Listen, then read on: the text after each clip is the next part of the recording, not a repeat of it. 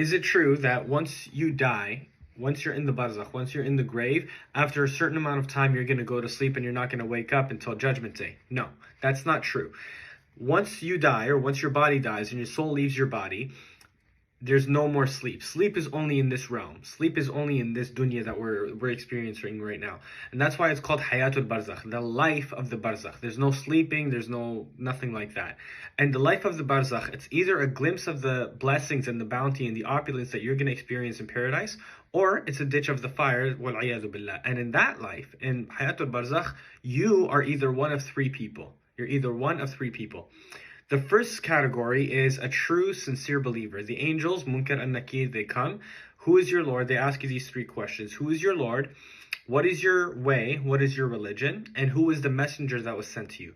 My Lord is Allah. Islam is my way. Muhammad sallallahu alaihi wasallam was my messenger.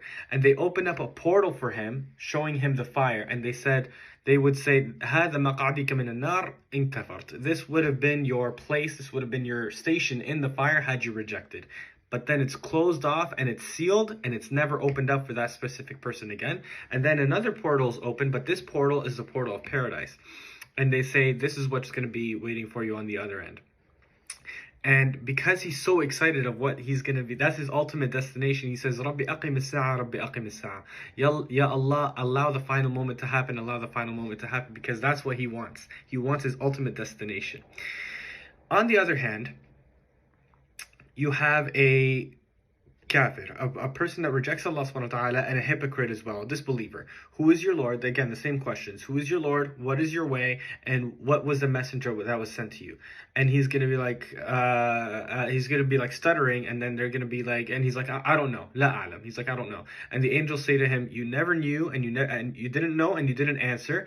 And they hit him on the head with a hammer that is so strong, and it's so harsh. This strike is so strong, it's so mean, that he screams out in such agony that everything in creation hears it except for the living jinn and the living human beings.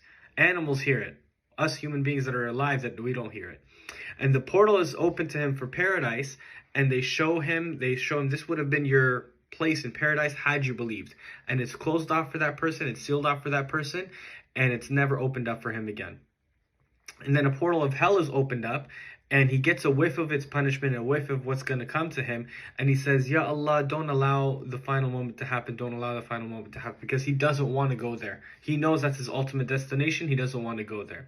And as for the last category, is the believer that is disobedient. A believer that is disobedient. And this is the one that commits, major sins and things like that.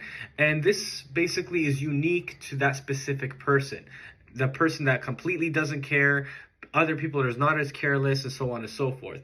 So there's those that are punished in the grave for a certain amount of time, and then for the rest of the time in their grave, they're in bounty and blessing until Judgment Day, and then they're going to enter paradise.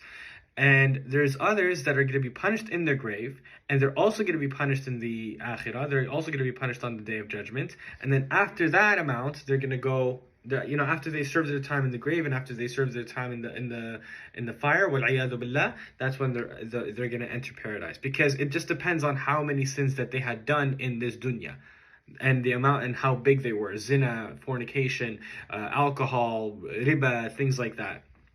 And this is because the punishment of the grave lightens up the punishment of the akhirah. And then after that, he's going to get paradise. And some people may ask, do people really go around and talk to people of the grave? And this is something that some scholars mention something about it, but there's nothing really solid. There's nothing really firm about this, because this has to do with ghaibiyat. This is something that only Allah subhanahu wa ta'ala knows. But what's important to know is that a believer is busy being blessed, and a disbeliever is being punished. Nobody really cares, or nobody really knows about this kind of stuff. So we'll leave it at that.